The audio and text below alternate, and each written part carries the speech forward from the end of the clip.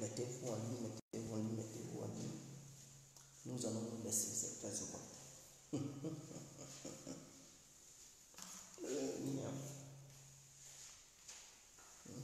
Mettez-vous en ligne. C'est important, c'est important, c'est important, c'est important.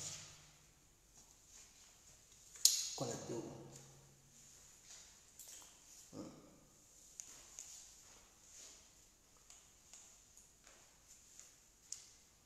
Connectez-vous.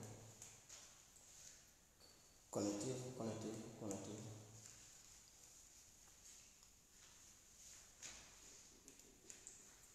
Voilà. Ceux qui disent Guégué, il dort chez les gens. Vous êtes fous. Hein. Voici ce que je me suis offert. Ça, cette télé. Vous savez combien ça coûte?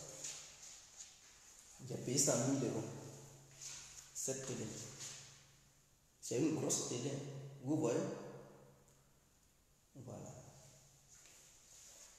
C'est une grosse télé. Ça fait 190.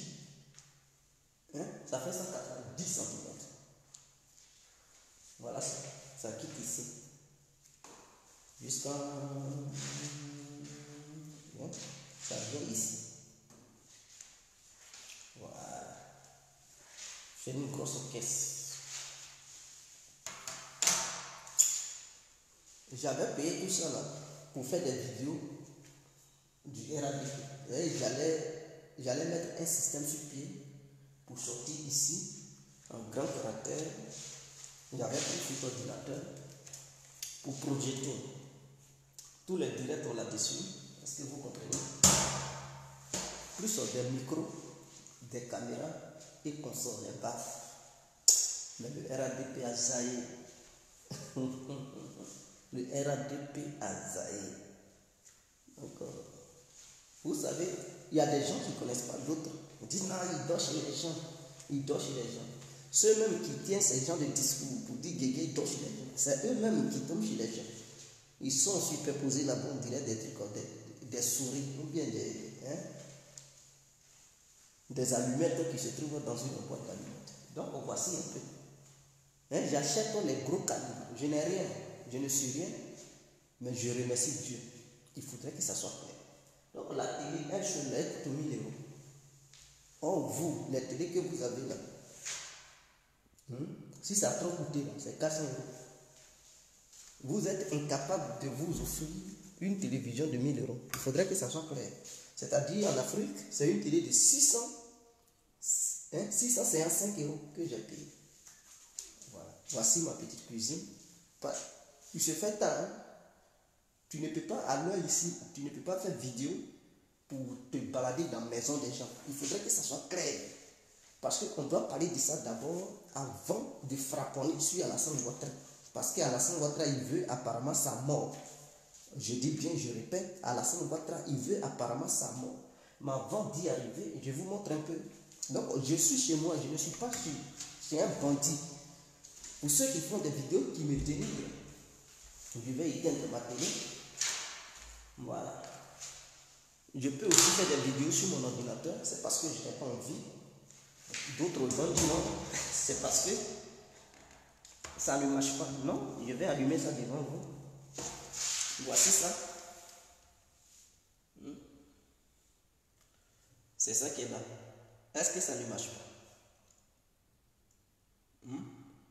Ça marche bien. C'est un ordinateur qui fonctionne. Voilà. Qu'est-ce qui est écrit ici? C'est Guégué Rémi, non? Voilà. Donc, c'est pour vous dire que c'est mon ordinateur. Je n'ai pas volé. Vous devez comprendre. Je peux faire des directs ici. Mais je n'ai pas envie de faire des directs. Et puis, c'est un ordinateur qui est Guégué. Ça là. Vous ne connaissez pas le prix, mes frères. C'est coûteux. C'est pas vos ordinateurs bizarres. Ça, c'est ma douche. Est-ce que vous comprenez? Voilà, ça, c'est ma douche. C'est ici le grand Guégué, il prend sa douche. Il se guégué. Et puis, il est à l'aise. Je vous montre un peu pour que vous compreniez. Ça, Ce sont les toilettes. Vous comprenez, ce n'est pas une petite maison. Hein. C'est une vraie caisse. Voilà. Ça, c'est une chambre. Je ne vais pas filmer dedans. Ça aussi, c'est une chambre. Voilà. J'ai mis ma petite truc de là. Nous, on n'est pas dans conneries. Vous savez combien ça a coûté? Ce sont des vrais trucs. Mon lit seul. Les gens, ils plaisantaient. Mon lit. J'ai payé le lit à 1200 €. Voilà. Je ne suis pas quelqu'un qui s'en va prendre matelas, les vieux matelas pour dormir sur ça. Jamais. Donc le lit là. Le lit et le matelas, l'ensemble, c'est 1200. La télé, 1000 €. L'ordinateur, c'est coûteux. Il y a des canapés, c'est-à-dire, je n'ai pas encore installé mon canapé, c'est-à-dire le fauteuil. J'ai déjà passé la commande. Ça y est en route. Quand ça va venir, là, vous allez voir. Ceux qui vous mentent, non, Guégué, il dort chez les gens. Eux-mêmes bâtards. Ils ne savent même pas, ils ne connaissent même pas la vie de Guégué. Ah, Guégué n'a pas papier, il dort chez les gens. C'est des gens, ils ne connaissent rien. Et puis, est-ce que je suis obligé de faire vidéo pour vous montrer? Je ne suis pas obligé. Je peux me taire. Et puis, ils peuvent raconter n'importe quoi sur moi. Ça n'engage que. Mais je sais ce que je vaux. Je n'ai pas à me justifier. Il faudrait que ça soit clair. Et puis, le quartier où je suis là, eux-mêmes là, ils vont vivre en Europe jusqu'à ils vont mourir, ils ne vont jamais vivre là-bas. Et quand ils vont mettre pied là, ils vont les chasser. Ici, c'est chez les blancs, c'est-à-dire les vrais blancs là, c'est là. Tu ne vas pas voir un noir ou un petit arabe ici, jamais, ça n'existe pas. Mais malgré ça, je suis là. Il faudrait que ça soit clair dans les oreilles des uns et des autres. C'est l'incontournable qui vous parle. Les chansons. Bonsoir, bonsoir à tous et à tout temps. Pour tous ceux qui ne me connaissent pas, je suis. Attendez, je vais éteindre ma télé. Bonsoir, bonsoir à tous et à tout temps. Pour tous ceux qui ne me connaissent pas, je suis l'incontournable guerre qui a compris tout terrain. L'homme dont on parle, l'homme qui n'a pas froid aux yeux, l'homme qui ne marche pas seul. Vous pouvez aussi m'appeler devant la vie, l'homme derrière, gouverneur italien, docteur Modon, appelez-moi Bundesman, Maurice, qui est plein droit et le patrie de camarade des ou la Boucha. Alors nous voilà à nouveau devant cette caméra pour parler un peu d'Alassane Ouattara parce que ce monsieur-là a Dakassia. Ouattara, Dakassia, trop à Dakassia, trop c'est trop. Il faut qu'on se dise les vérités. Alassane Ouattara, c'est-à-dire ce monsieur, je ne sais pas où, dans quel monde il se croit. Il pense que lui-même il est devenu Jésus. Il pense qu'il est Allah. Donc il fait n'importe quoi. Mais Ouattara dramaniste, tu penses que la Côte d'Ivoire là, c'est ton royaume? Qu'est-ce qui t'avait poussé à envoyer Laurent Gbagbo à la CPI? N'est-ce pas toi? Et puis je vois des cyberactivistes malades du RADP dire que non, ce sont les proches de Laurent Gbagbo qui ont poussé Laurent Gbagbo à aller à la CPI. Ah bon? Ce sont les proches de Laurent Gbagbo qui ont poussé Laurent Gbagbo à aller à la CPI.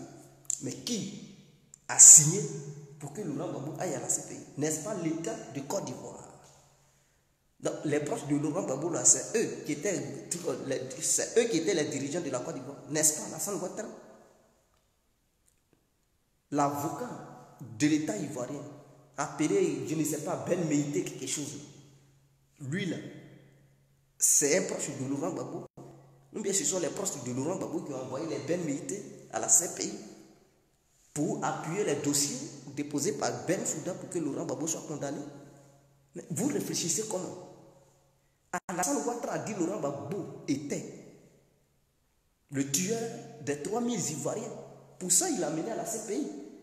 Il était convaincu. Maintenant, la justice internationale a dit que ce n'est pas Laurent Gbagbo. Et après cet acquittement, après cette décision de la CPI, normalement, juridiquement parlant, aucune autre justice dans le monde on ne peut encore poursuivre Laurent Gbagbo et Charles Blé Goudé pour les mêmes causes. C'est impossible. Mais comme Alassane Ouattara, c'est quelqu'un qui ne respecte rien. Il est là, non, dès leur arrivée, parce que par le biais de l'avocat du gouvernement ivoirien, Ben Meïté, je ne sais pas quoi là, qui dit non, dès qu'ils arrivent encore devant, ils vont les arrêter. Ah bon? Mais s'il fallait les arrêter dès leur arrivée, pourquoi les aviez-vous emmenés à la CPI? Ou bien Laurent Gbagbo vous fait peur? Ce n'est plus une question de truc de mort. Ce n'est plus une question de dire non, les familles des victimes veulent justice. Parce que si cela vous préoccupait tant, je pense que tous ceux qui sont morts en Côte d'Ivoire ont des familles. Mais il y a d'autres, leurs familles demandent justice. Mais le gouvernement ivoirien a bouché les oreilles. Fait comme si il ne comprenait pas. À l'ouest, les crimes que vous avez commis là-bas, la rébellion et les mercenaires de Ouattara ont commis. Parce qu'Alassane Ouattara a payé des gens spécialement pour venir assassiner le peuple ivoirien. Donc tous ces crimes qu'ils ont commis là-bas, est-ce qu'Alassane Ouattara a déjà ouvert les dossiers pour les juger? Si Alassane Ouattara, il cherche tant des gens qui ont tué, mais Désiré Tagro, il a été abattu, c'est-à-dire ils ont broyé sa mâchoire. Mais Ouattara, pourquoi il ne cherche pas les auteurs de ceux qui ont fait ça? Ou bien encore, ce sont les proches de Laurent Gbagbo qui ont détruit la mâchoire de Désiré Tagro. Parce que Tagro était le ministre de la défense de Laurent Gbagbo. Il a été abattu devant la résidence de Laurent Gbagbo. Ou bien Désiré Tagro, il n'est pas ivoirien. Lui là, ce n'est pas un ivoirien. Ce n'est pas aussi un crime. C'est-à-dire, il cherche, mais Tagro fait partie des 3000 morts. Oh, Ouattara Draman, il dit, il cherche celui qui est le coupable des 3000 morts. Bon, je lui montre quelqu'un qui a été abattu, qui fait partie des 3000 morts. Pourquoi Draman Ouattara n'ouvre-t-il pas ses gros yeux-là pour dire, mais comme je suis là chercher les coupables qui ont tué les 3000 morts, sachant bel et bien que Désiré Tagro fait partie aussi des 3000 morts, puisqu'il a été compté parmi les personnes qui sont mortes. Bon, j'aimerais ouvrir un dossier pour voir clair dans ça. Non, Ouattara, il ne voit pas ça. Il dit non, les familles des victimes. Mais la famille aussi de Désiré Tagro réclame aussi justice. Ou bien, Désiré Tagro n'est pas aussi une victime. Écoutez, respectez les gens. Hein? Ce n'est plus une question de truc en justice. C'est une question politique en fait. Ouattara, il veut mourir au pouvoir. Et il sait que si Laurent Gbagbo vient là, au pays là-bas, sa force, hein, sa popularité qu'il avait, ça va diminuer. Il sait bel et bien qu'il est conscient. Parce qu'il sait qu'en éloignant Laurent Gbagbo, les militants du FPI qui ont besoin d'action, parce que les militants du FPI, ce sont des gens du terrain.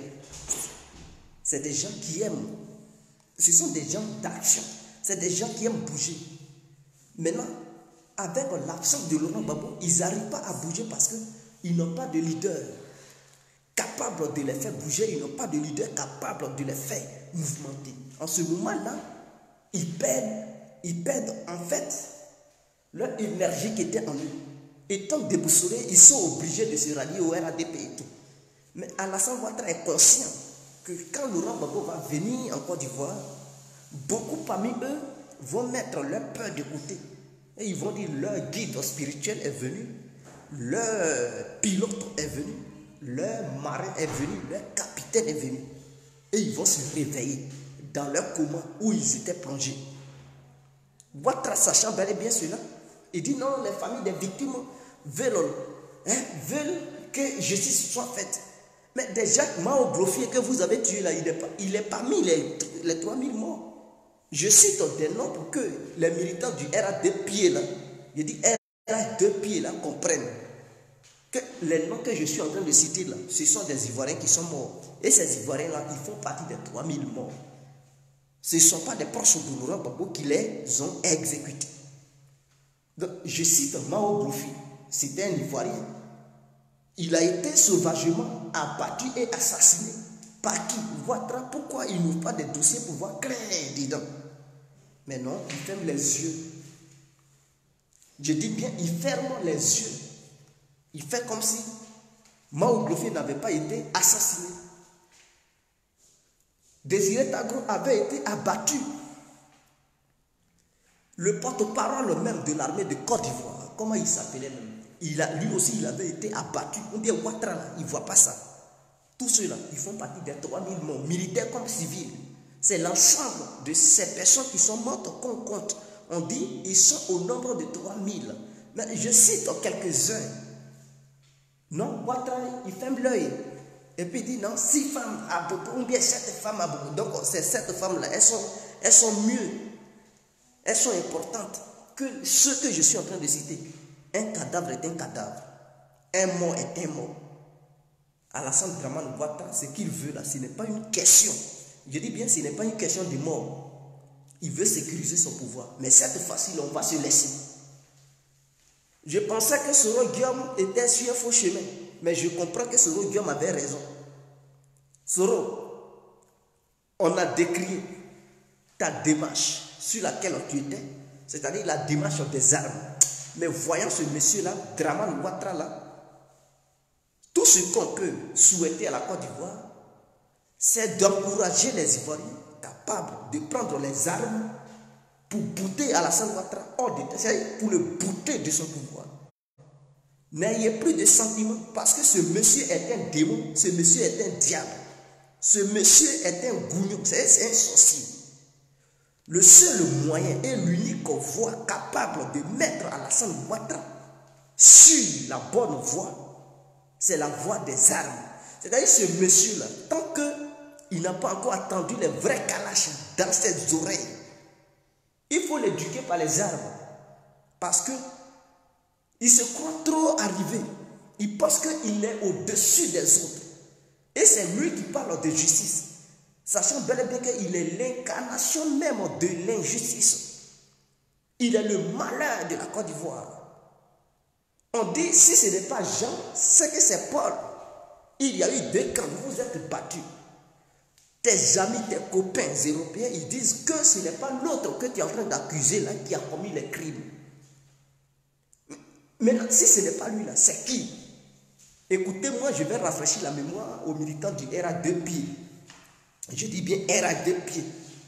En Côte d'Ivoire, il y avait combien d'armées? Question. Dieu va vous faire l'historique des faits et vous allez comprendre. Mais Ouattara, le fait de dire c'est Babo Brégoudé, j'ai l'impression qu'il a un problème personnel avec ces 2 personnes. Ce n'est plus une question de crise. En Côte d'Ivoire, il y avait combien d'armées au sein de notre pays? Si je veux bel et bien voir, en Côte d'Ivoire, il y avait 3 armées. Je dis bien, il y avait 3 armées. 1, les FDS. Ça fait une première armée. 2, les FSI. Ça fait deuxième année. Et 3, le commando invisible. Ça fait 3 armées au sein de notre pays. Est-ce que vous comprenez? Et chaque armée avait un patron. Commando invisible avait pour patron IB, c'est-à-dire Ibrahim Koulibaly, qui lui, il régnait dans la commune d'Abobo. Parce que c'est là-bas même qui était son fief. Les FSI avaient comme pour porte-parole Soro Diop et comme pour patron Alassane Ouattara. C'est lui qui était leur chef. Alassane Ouattara était le chef. Et les FDS avaient pour patron Laurent Gbagbo. Et comme pour patron, c'est-à-dire le chef d'état-major Philippe Mangou. Est-ce que vous comprenez? Ces 3 armées se sont affrontées en Côte d'Ivoire. Il y a eu mort d'homme. Mais mort d'homme là, on ne peut pas mettre la responsabilité de tous ces morts-là sur un seul individu appelé Laurent Gbagbo. Parce qu'Alassane Ouattara, lui, il pense qu'il est dans la légalité. Non, il est dans la fausseté. Pourquoi je le dis? Lui-même, dans sa propre tête là, en tant qu'un être humain, est-ce que c'est la CEI qui valide c'est-à-dire sa victoire lorsqu'on dit Alassane Ouattara a gagné et qu'il doit aller prêter serment? Est-ce que c'est le président de la CEI qui s'en va, lui faire porter truc, comment on appelle ça, la grosse chaîne? Non, c'est le président du Conseil constitutionnel. Le jour où Alassane Ouattara prête serment, ce n'est pas le président de la CEI qui est là, c'est celui du Conseil constitutionnel. Ce qui veut dire Ouattara, il reconnaît la suprématie du Conseil constitutionnel sur la CEI. Il faudrait qu'on aille terre à terre pour comprendre. Je suis là enseigné, les militants du RA2 pieds, c'est des gens, ils sont très illettrés, très incongrus. des gens qui sont irréfléchis. Donc, avec cette leçon, je parle doucement pour qu'ils puissent comprendre. Je parle doucement pour qu'ils puissent comprendre. Sinon, j'allais me mettre là et crier dans tous les états. Mais si on fait ça, ils ne comprendront jamais. Tous ceux qui savent dire imbécile. Donc, pour ne pas que ces gens-là insultent, pour qu'ils puissent comprendre, je vais leur expliquer. Alassane Ouattara qui reconnaît la suprématie du Conseil constitutionnel sur la CEI, Commission électorale indépendante. Alors, Youssou Bakoko qui lui était d'abord hors délai, c'est-à-dire les jours, il avait 3 jours pour proclamer les résultats. Mais il était déjà hors délai. Et nous avons constaté, nous tous, il était parti, le 3e jour là. À 23 heures, on avait vu Youssou Bakoko à la télé. On lui dit, mais il faut proclamer les résultats parce que si 24 heures arrivent, ton mandat est fini, tu ne peux plus proclamer. Il dit non, pour l'heure, il n'est pas encore 24 heures. C'est ce qu'il avait dit. Et les heures suivantes, on le voit à l'hôtel du Golfe. Et il s'en va proclamer les résultats. Bon, de vous à moi, vous Ivoiriens, vous Africains, vous êtes candidat par exemple. Et moi je suis candidat. J'ai mon fief. Toi tu as ton fief. Et lui qui doit proclamer les résultats, là, il vient moi dans mon fief pour proclamer les résultats. Est-ce qu'il peut me regarder droit dans les yeux pour dire j'ai perdu? Ça c'est la première question pour quelqu'un qui réfléchit bien. Il va dire la vérité pour dire non. Parce qu'on se connaît en Afrique. Qui dit élection dit mort. C'est-à-dire, là où il y a élection, il y a la violence. Or, Youssou Bakoko qui connaissait les rebelles, ces rebelles barbus, ces rebelles voyous, et il prenait le document dans lequel se trouvaient tous les résultats. Et il part à l'hôtel du Golfe. Étant entouré de ces rebelles sanguinaires, est-ce que Youssou Bakoko avait le culot de dire qu'Alassane Ouattara avait perdu les élections? Il ne pouvait pas le dire. C'est-à-dire le jour où il le disait là, les collègues Zacharias allaient la battre au sein de l'hôtel du Golfe. Il le savait.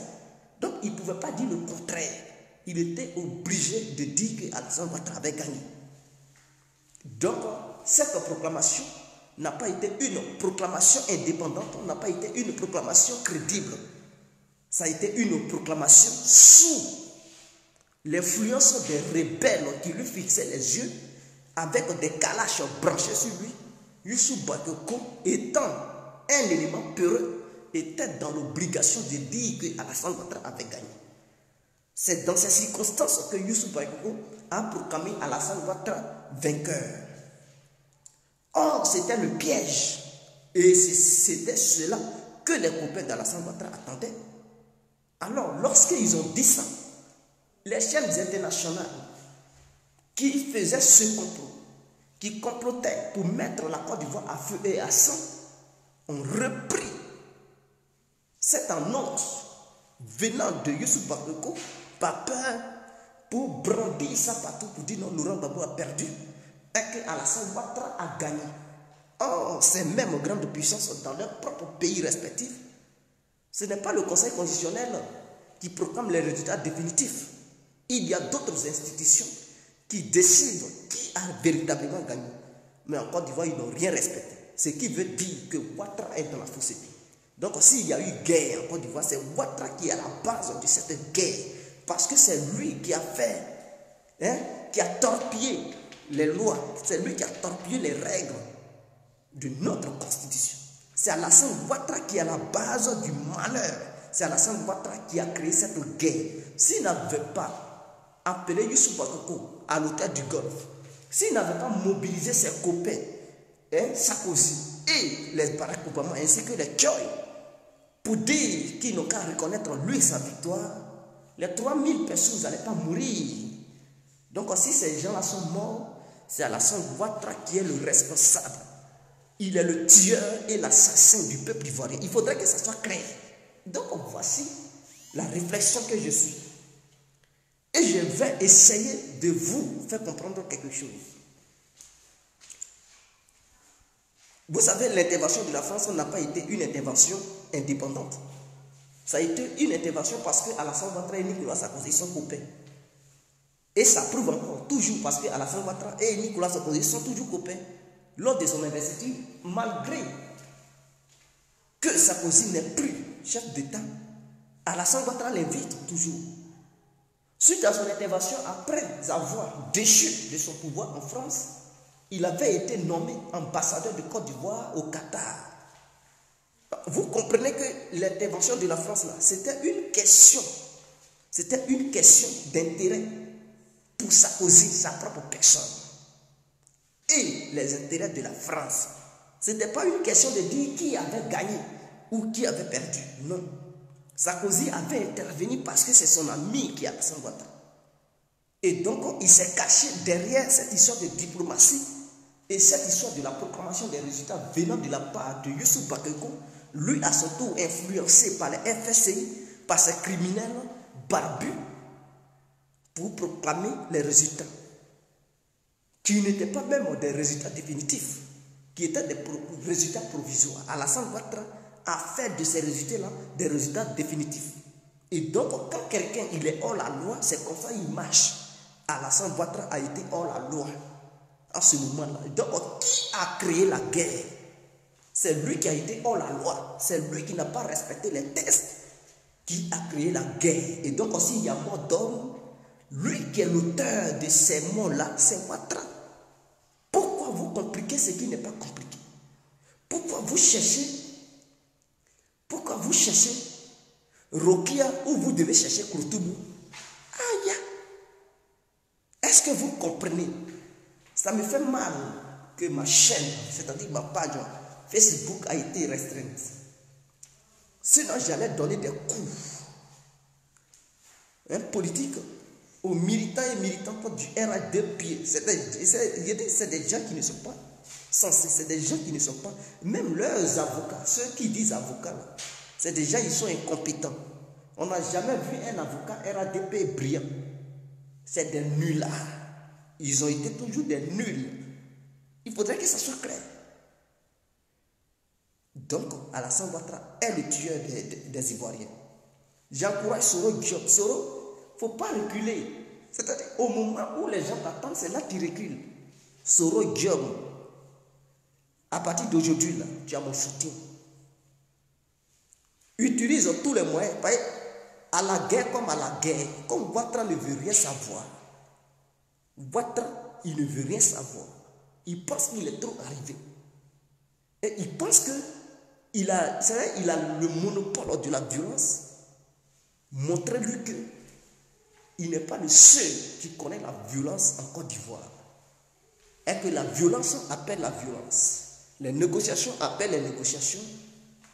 L'intelligence appelle l'intelligence. L'animosité appelle l'animosité. Il doit comprendre qu'il n'est pas le seul à posséder l'esprit animal. Et que tous les Ivoiriens, tous les êtres humains, dans leur nature, ils possèdent un côté animal et un côté humain. Il faudrait qu'ils comprennent. Donc si lui, au lieu d'utiliser son côté humain, il veut utiliser son côté animal pour raisonner de façon animale, de façon sauvage et barbare, en ce moment-là, il trouvera aussi des gens, des Ivoiriens en face de lui, qui vont aussi se comporter comme des animaux, qui vont être aussi des barbares, pour lui montrer le droit chemin à suivre. Ouattara, sa mort n'est plus loin. Ce n'est pas une menace, mais c'est un fait. Je dis, Ouattara, Dramane Ouattara, sa mort n'est plus loin. Tu emmènes les gens loin, c'est-à-dire on les dédouane de toutes les charges que tu avais portées contre eux. Tu dis non, c'est pas vrai. Qu'ils sont responsables, donc c'est toi-même qui es la justice. Pourquoi tu voulais encore qu'une justice les juge? Si toi-même tu dis c'est ça, mais Ouattara, tu étais où? La CPI t'a donné 10 ans, n'est-ce pas toi qui es au pouvoir? Je n'arrive pas à comprendre les militants du RDP, c'est-à-dire demander à votre Dramane que Ouattara, si CPI a laissé Babou, c'est toi qui étais au pouvoir, non? Ou bien est-ce que c'était un autre régime qui dirigeait la Côte d'Ivoire? Tu étais au pouvoir. Depuis 2011, là, tu as pris le pouvoir. Depuis 2011, les services de renseignement sont dans tes mains. Depuis 2011, tu gères l'économie du pays. Depuis 2011, tu gères l'armée ivoirienne. Depuis 2011, tu ne fais qu'assassiner le peuple ivoirien. Depuis 2011, tu possèdes tout, tu contrôles tout. Tu as envoyé Laurent Gbagbo et Prégoudé à ces pays. Tu dis ils sont responsables. Tes amis blancs, tes copains blancs, ils t'ont dit envoie les preuves. Tu as sélectionné plus de 100 Ivoiriens. Parce que tu dis que ces 100 Ivoiriens-là ont perdu des gens, que Laurent Gbagbo avait commis des crimes dans leur famille. Ces 100 Ivoiriens-là sont partis témoigner. Mais lors de leur témoignage, la CPI a déduit que non, ils n'ont rien dit qui puisse prouver que non, ils ont perdu des êtres chers dans leur famille. Quand ils ont été là-bas, on va saluer Gbagbo. C'est-à-dire, le meurtrier là, il est devenu leur amoureux. La CPI était étonnée de voir des gens se comporter de la sorte. Non, ils ont conclu que non, c'est une fausse accusation que le gouvernement ivoirien avait portée contre Laurent Gbagbo. Donc, il était important de les libérer totalement. Peut-être parce que c'était du n'importe quoi, c'était le bordel total. Toi, Ouattara, tu es au pouvoir, on dit envoie les preuves. Tu n'as pas été capable d'envoyer des preuves pendant 10 ans. On les libère et tu dis, ils sont coupables, ils sont coupables. Il faut être un chien. Il faut être un chien comme Alassane Ouattara pour se comporter de la sorte. Parce que c'est un chien qui ne comprend rien. Même le chien, même des blancs, ils sont mieux éduqués qu'Alassane Ouattara. J'ai l'impression que dans son cerveau, il y a un boulon qui manque. Excusez-moi, ce n'est pas un manque de respect. Mais ce monsieur, c'est un voyou. On doit le remettre sur le droit chemin. Soro Diom prend les armes, il faut enlever Alassane Ouattara. Et là où il va, là, j'ai l'impression que ce monsieur-là, ce sont les hommes, les armes qui vont l'éduquer. Non, il a l'armée forte. Écoutez-moi, c'est fait qu'il coupe au fer. Il n'a aucune armée forte ici. Si le peuple décide, Ouattara va, il va quitter le pouvoir tout de suite. On a vu des pays qui avaient des armées fortes. On les a vus quand le peuple s'est mobilisé. Ils avaient oublié que non, ils avaient des armes. Et même, ils ont laissé les armes pour fuir.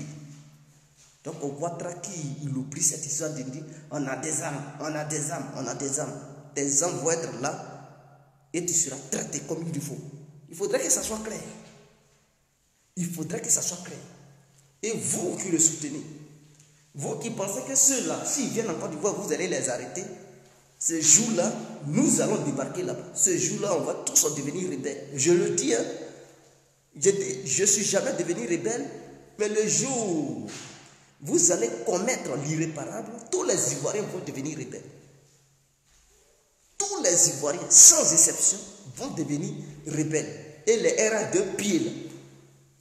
S'ils essaient de faire quoi que ce soit, ils vont nous trouver sur le chemin. Dites merci à Sarkozy. C'est lui qui vous a aidé. Et aujourd'hui, vous avez la grande guerre. C'est une rebelle. Dites merci à Barack Obama. Dites merci à Sarkozy. Dites merci à l'ONU. Sans eux, qu'alliez-vous faire? Sans eux, qu'alliez-vous faire? Votre drame, là, il allait faire quoi? Vos connaissances carrières, ils allaient faire quoi? Remercier la France qui, elle, a utilisé ses hélicoptères pour bombarder les Ivoiriens. Donc, Ouattara, il cherche ceux qui ont tué, qu'il demande à Sarkozy. Mais Sarkozy, quand il bombardait là, tes bombes là, ça tuait quoi? Est-ce que ça tombait sur des moustiques?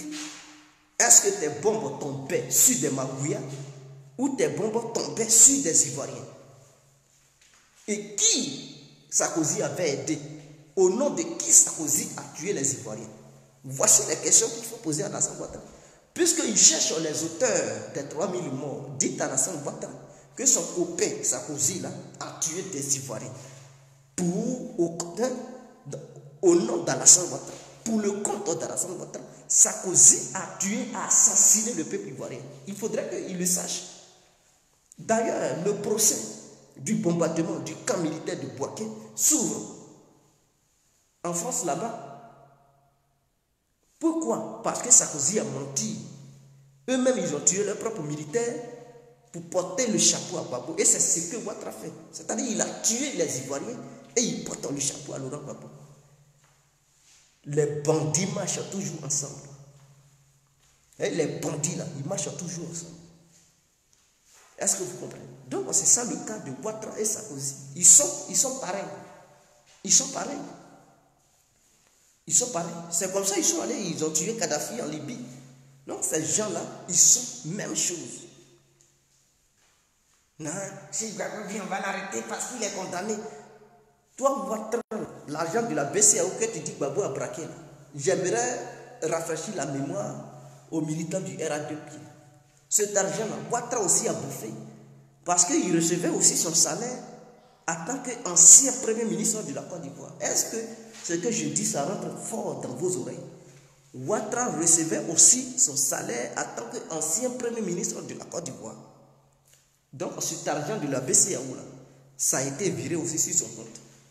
Donc s'il pense que Laurent Gbagbo a volé, lui aussi, Dramane Ouattara a été aussi un grand voleur. Parce qu'il a bouffé aussi dedans.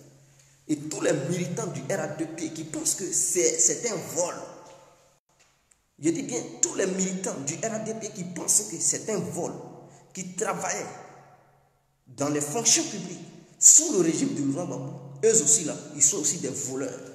Parce que cet argent a été utilisé pour payer les salaires des différents fonctionnaires du Côte d'Ivoire. Et ces fonctionnaires-là, ils n'ont pas trié qui était militant du RADP, qui était militant du RPI, qui était militant du PDCI ou autre militant. Tout le monde a reçu son salaire. Ce qui veut dire que tous les Ivoiriens, sans exception, ont bouffé l'argent qui a été pris au sein de la BCEAO. Mais pourquoi Ouattara n'ouvre pas le procès pour savoir ceux qui avaient pillé la BCEAO de Boaké? La BCEAO de Boaké qui a été cassée, pourquoi ils n'ouvrent pas le procès là-bas? Pourquoi? Écoutez-moi, hein. Je vais vous faire une démonstration et vous allez savoir qui est le père de la rébellion. Vous savez, écoutez-moi et voyez ma démarche, ma démonstration hein, que je vais mettre en avance et vous allez comprendre. Parce que quand on dit Ouattara est le père de la rébellion, vous ne comprenez pas. Ouattara et Soro Guillaume, ils ont des litiges en ce moment, n'est-ce pas? Ok. La condamnation sur Soro Guillaume ne s'est pas portée sur une histoire de rébellion. Alassane Ouattara a condamné Soro Guillaume parce qu'il dit tout simplement que Soro Guillaume a reçu une maison de façon frauduleuse. Donc il a acquis une maison qu'il a volée dans la main de l'État. Donc pour ça là, on le poursuit. Mais Ouattara n'a jamais poursuivi Soro Guillaume pour dire qu'il a cassé la BCEAO de Boaké. Ouattara n'a jamais poursuivi Soro Guillaume pour dire qu'il a été chef rebelle. Pourquoi Ouattara refuse d'ouvrir ses dossiers? Quelqu'un qui réfléchit, il doit comprendre que Ouattara aussi, dans ce dossier-là, il a sa part de responsabilité. Je dis bien, Ouattara refuse d'ouvrir les dossiers contre Soro Guillaume, impliquant Soro Guillaume dans la rébellion. Pourquoi il refuse? Il refuse parce qu'il sait que c'est lui le chef rebelle. Et donc, en ouvrant ces dossiers-là, son nom sera cité. Et les papos seront cassés. Pour éviter que les vrais papos ne sortent, Ouattara préfère ne pas toucher ce côté-là. Et il préfère suivre Soro Guillaume, non, qui a pris mes gens, hein, de façon frauduleuse, les biens mal acquis, on va bloquer ça, ceci, cela. C'est là qu'il poursuit Soro. Non, Soro a tenté de faire un coup d'état contre moi, ceci, cela. Mais si Ouattara, je vous le jure, s'il n'était pas le chef des rebelles, il allait ouvrir un dossier contre Soro Guillaume à cause de la rébellion. Parce que toutes les cartes sont bonnes à jouer en ce moment-là. Pour nuire l'image de Soro Guillaume, pour nuire à Soro Guillaume, Ouattara allait tout de suite saisir la CPI pour dire non, concernant la rébellion, ceci, cela, c'est Soro Guillaume qui est à la base. Et il allait lancer un mandat d'arrêt international contre Soro Guillaume par rapport à son implication dans la rébellion. Avez-vous déjà vu Ouattara lancer un mandat d'arrêt international pour complicité de rébellion de Soro Guillaume? Non, il ne l'a jamais fait. Tous les mandats d'arrêt qu'il lance, ce sont des mandats d'arrêt qui disent que non, Soro Guillaume, il a voulu faire coup d'état contre Alassane Ouattara, il y a des écoutes téléphoniques, c'est tout. C'est tout. Or, pourtant, Alassane Ouattara, il poursuit les autres pour dire qu'ils ont commis des crimes contre l'humanité. Est-ce qu'il n'a pas jugé des généraux qui étaient au sein du gouvernement de Laurent Gbagbo pour leur implication dans la mort du général Gueye Robert? Donc Ouattara, c'est-à-dire le jugement qu'il porte, les accusations qu'il fait là, ça ne date pas de cette histoire de trucs guerre, de trucs post-électoral. Alassane Ouattara, il ramène cette histoire en arrière. Gueye Robert, là, il n'est pas mort en 2010, il est mort en 2002. Et à cause de la mort de Gueye Robert, beaucoup de personnes ont été condamnées en Côte d'Ivoire. Parce qu'ils ont poussé la justice ivoirienne en arrière pour poursuivre des gens qui avaient commis des crimes dans l'année 2002. Mais si Alassane Ouattara, vous pensez qu'il n'était pas impliqué là-dedans, il allait poursuivre Soro. Par exemple, en 2002, là, Soro était le porte-parole. Pourquoi il ne l'a pas fait? Il ne l'a pas fait parce que tout simplement, il sait que lui-même, il est impliqué là-dedans. C'est clair. Donc, il évite d'ouvrir les dossiers des rebelles. Est-ce que vous comprenez? Donc, pour ceux qui comprennent, ils savent de quoi je parle. Pour ceux qui comprennent, ils savent de quoi Guégué parle. Voilà. Mais demain, on va poursuivre. Je n'ai pas envie de casser tous les papos ce soir. Demain, là, on va encore faire autre chose. Alassane Ouattara, l'assassin des 3000 Ivoiriens. Sur ce, on se laisse. Vive la Côte d'Ivoire. N'oubliez pas de vous abonner.